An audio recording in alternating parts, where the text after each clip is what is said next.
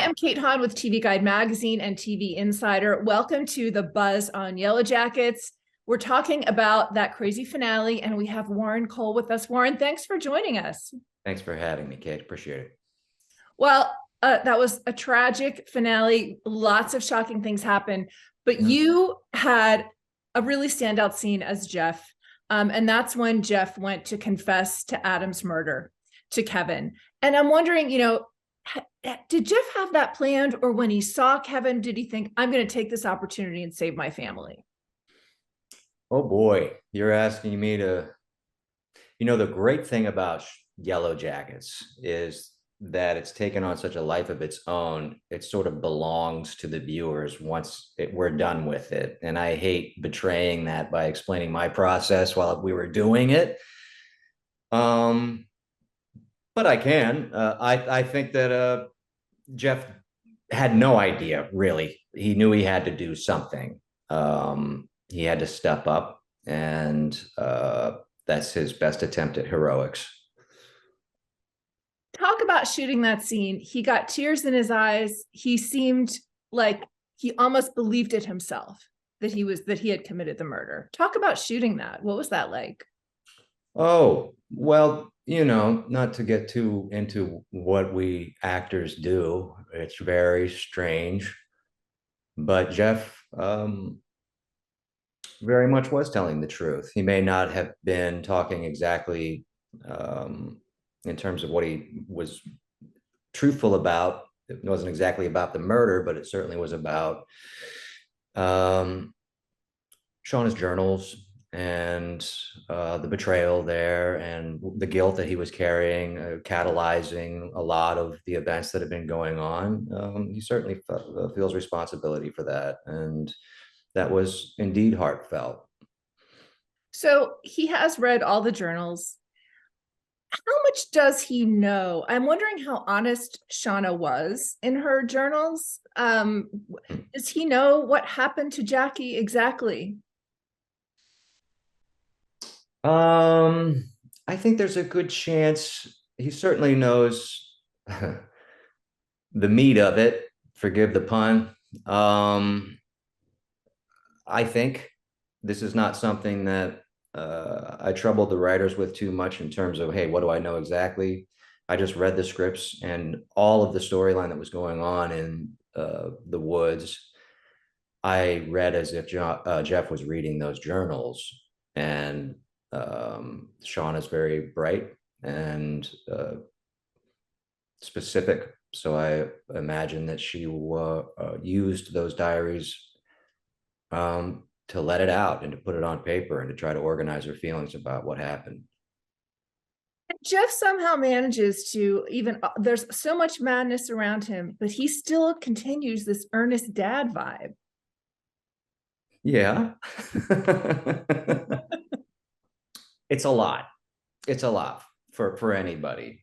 But Jeff is certainly diehard and completely devoted. It's an uncorruptible devotion that he has to his family and to Shauna, and that's his world. And he's doing his best to hold it together. I mean, I'm sure he wishes he could be more, but he's trying, and that's what to draw out of that about his character. He's there and he's trying.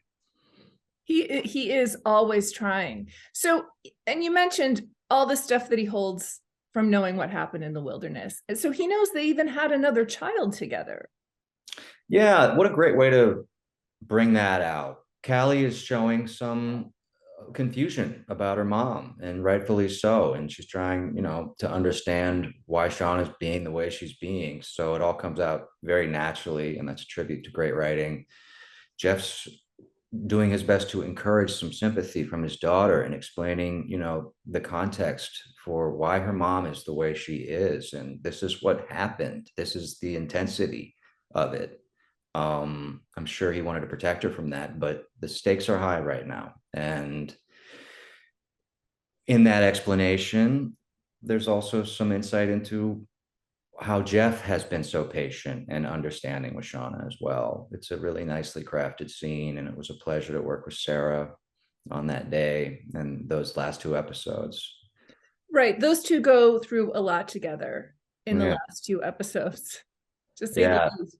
It was a classic Jeff move when he said, yeah, there's a gun. It's in a safe place. Don't look in the glove compartment, wasn't it? I think it was, we tried it a few ways and it's just like, don't worry about it. And he just stares right at the glove compartment. Yeah, bless his heart. Not a lot of artifice to Jeff. Yeah, everyone else is thinking a few steps ahead, but he doesn't seem to be. He's trying. It's not his bag. He's a passive most of the time, and now he's really demanding that he's active in a way, and that's cheeky to do that in this story, but it's certainly fun to put the character in these kinds of situations and force him into activity. Yes, and he certainly was forced into activity when Kevin dropped dead after that confession. And Walter popped out and said, you gonna help me move this body? And I'm laughing at it. And this is the sick, depraved minds at work here. You know, it is somehow very darkly funny, and you try not to play that because what the hell? You know, there's a lot of what the hell is going on? I'm sitting here, I'm bearing my soul. This guy just drops dead in front of me. Who's this guy? All of a sudden, I'm picking up legs and helping him dispose of my former classmate's body who I've known for 25 years. Yeah, it's just good, clean fun. Good, clean fun. But I mean, Jeff does get some of these lines that make us laugh, even though he says them in total earnest. Like, he's like, my mother calls me Jeffrey. No, she doesn't. Yeah, yeah, he's about to pop. You know, he's having little mini strokes during all of this. He can't stay on top of this stuff, and that's all in the script. So just trusting that and justifying it and going for it. Well, despite all this protection that he feels towards Shauna, he also has that nightmare where she's coming at him with knives as hands and saying, you want to end up like Adam? So he does have a little bit of fear, maybe buried deep down. His subconscious is basically screaming at him, if you're not going to deal with this, the horror, the potential monster in front of you, let's have a nightmare. Okay. Now, what was fun was the practical effects of getting knives attached to Melanie for that scene. What was that like? We had to kind of figure it out on the day, and everybody had a good idea, but we had to settle down and just come up with one good idea, so that at one point they were vibrating, and and we're trying to get the cords in and get the blood just fling off of them. And yeah, that's just some of the silliness that is so much fun when you're making TV that you never get to see, because that's a pretty intense moment. So tell me about working with Melanie. Shauna seems very annoyed with Jeff, despite all his dedication to her. She's annoyed with him a lot. So what's your working process with Melanie? I think I'm just myself, and that's enough. That's just good casting right there. Warren will annoy her. Let's cast him. What do you do to annoy her? Open my mouth and things come out. Sometimes, Melanie is so adorable, and I mean that with all due respect to her character and her talent. She just happens to be a very adorable person. She's very likable and disarming, and you can let your guard down when you're not on camera, and you're just really feeling comfortable, and you forget what you're there for. So there are times where I might knowingly say something to just feel uncomfortable around her again, or maybe irritate her a little bit. Maybe she's smart. She might know that's what I'm doing, but it helps me out a little bit. And we can go in and I can be annoying. A huge shock in this episode was that we lost Juliette Lewis's character, Natalie. And Shauna is just devastated about that. And Jeff comes up to hug his family. at the end. And there's this look between Shauna and Callie where Shauna almost seems to be seeing that Callie is much more of a force to be reckoned with.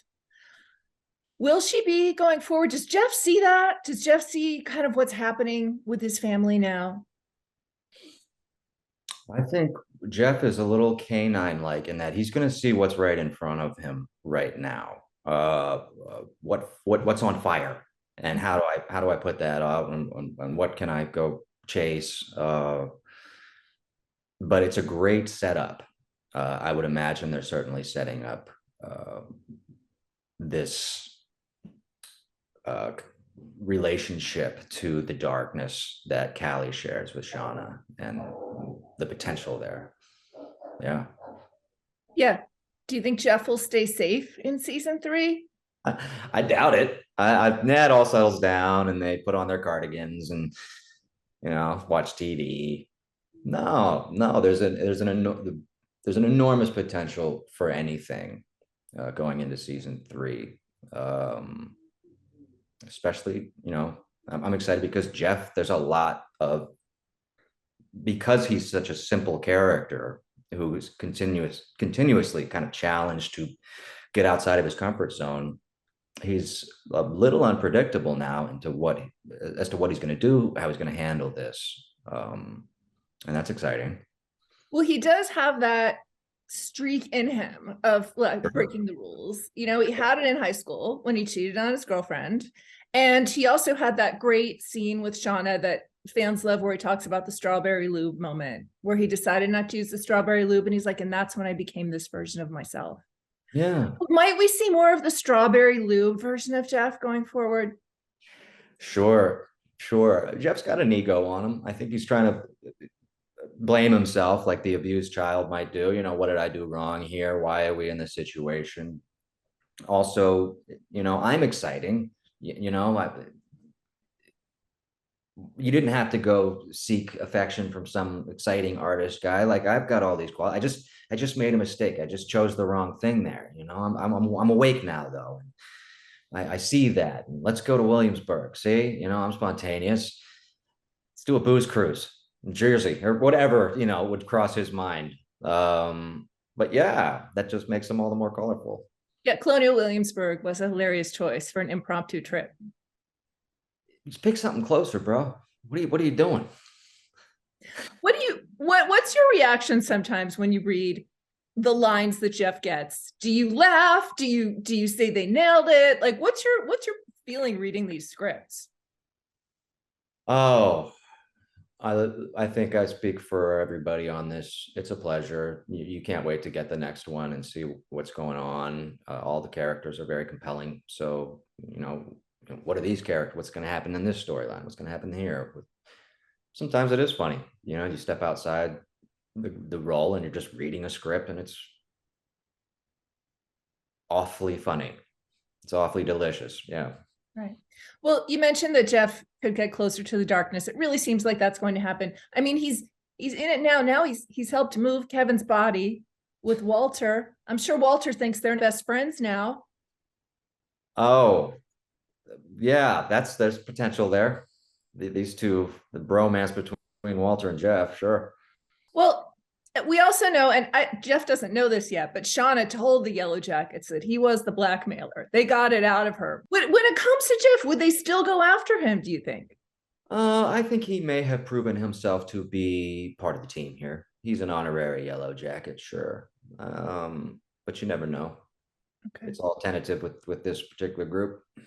I did want to talk about some fun Jeff moments in this particular season. And it's in episode 1. Shauna and Jeff have this like hot, wild sex in Adam's studio. And then they like rub her face out of all the paintings. So what was it that led them to connect on such a passionate level in that scene? I had it. It was a tough scene. That was our first day back on season 2. And there's just a lot going on. Great scene. It was just very intimidating scene because there's such a turn there for Jeff. It all comes crashing. The reality really hits him hard as to what exactly has happened here. And so it was more for me following Shauna's cues and, okay, this is what you're saying. This is what you're asking. I love you. I'm hurt, but I'll follow your lead and this is what you want, right? Am I right here? It was awkward. And I think it's that showed well, that actually played really well in the scene. It makes me wonder, when, and this has not been covered at all in this story, but some of the other cast have ideas in their head about what happened when these people got back from the wilderness. Mm. As an actor, do you imagine what Shauna and Jeff's reunion was like after that? Is that something you I carry have. around? I have. And again, that's not what maybe happened in terms of what the writers are thinking of. But I love to go through that. I love to just write a backstory and how did these two come together? And was he one of the few people that she felt she could talk to when she came back? Did he approach her like very gently, or did she ask to see him, or was it just a chance run in? You explore all of these things, but ultimately they found they found a bond there, and maybe it was the shared guilt that they carry all the way into the present day. But yeah, of course. Uh, I think he was really willing to understand where she was coming from right away and accept her right away. She has always been that girl for him, at least as I played it, which is it justifies a lot of what's going on. It's just like, I love her, the heart, wants what it wants. And, if we're all lucky, we know exactly what that feels like, at least once in our lives, to just have that one, and whether it worked out, the one that got away or the one you're married to right now. But she's certainly that person for him. Right, right. And he'll even sit outside the police station while she's being questioned and wait for her and listen to Fuck the Police, which everyone loved that scene. He loves to get in his car and rage and listen to music. Did you pick that song? Did the writers pick that song? That's Talk about Jeff. 100% the writers. They chose Papa Roach when he has his tantrum, his little venting session in the garage, and they chose Fuck the Police. And I was like, can you give me, like, you can't play it while you're in the car because you need the audio, but like, give me I forget what the rhythm is. So at least I can, get that right so you can sync it in later. And then the police go by, and I don't know if that was in there or not, but turn it down, and then they pass me, turn it back up again. It's a release. It can get a little athletic, especially like the garage one. I started tearing the car apart. But yeah, I love getting physical, and we all have been there, and it's very, very cool that they put that in there to just give another insight into, this is a living guy, and he's not just accepting all this, he's struggling. This is how he deals with it.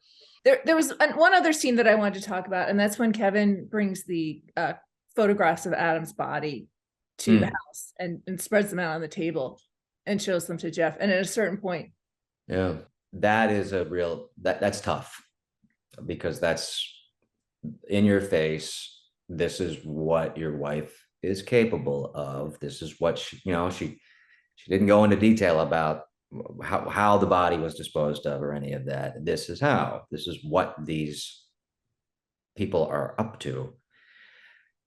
So, that'll induce a nightmare for sure. I think it casts, there's doubt, like in anybody who's still somewhat grounded in sanity. You start doubting yourself and the person you love. It was a tough needle to thread, because it is Jeff, and there's some suggestions that, hey, it might be some opportunities for Jeff to be Jeff, but also this is a very grave moment where you have to deliver. You can't fold up in front of these guys right here. You have to prove that your wife is not not the person they're saying she is, even though she is. Right. Well, he's become such a good liar about covering it up.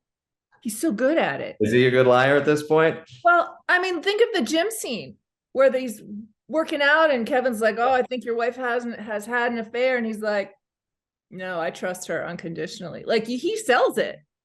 Yeah, I think that was also, he was feeling very emasculated. That was a bad idea, a bad impulse to follow, to puff himself up and confront Kevin there just to overcompensate for what was going on, and now he's got to tap dance and figure out, oh shit, I'm in over my head here. Don't panic. That comes out.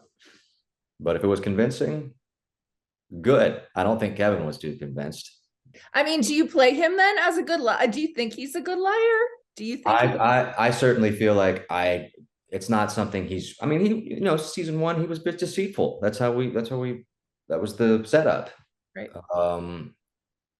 But not particularly crafty of a liar. I don't, I think he's trying to be a good liar, which is a terrible way to lie. So that's how I've been kind of committing Jeff to all of this deceit. And I did want to ask this too, because Shauna was almost killed by the women during the hunt in this finale. Hmm. She'll tell him that, obviously. She tells him everything. So could you see it being Shauna and Callie and Jeff against the world in season 3? Could be. Who knows? That'd be a good story, though. How do you think we do? I think we do pretty well. I think, yeah, we're seasoned. We're getting cagey, battle tested. Jeff might have to learn some lessons from his wife and daughter, though. Maybe, but there is an opportunity for a real hero moment there somewhere in the future for Jeff. I see it. It can happen, even if it's by mistake. Well, Warren, thank you so much for speaking with me for the Buzz on Yellow Jackets. Is there anything else that you would like to mention about the finale or your character? I'm just so proud of this show and everybody that's a part of it. It's been a real pleasure, and I hope the fans enjoyed watching it as much as I've enjoyed being a part of it. Well, we'll look forward to that hero moment. Thank you so much. Thank you.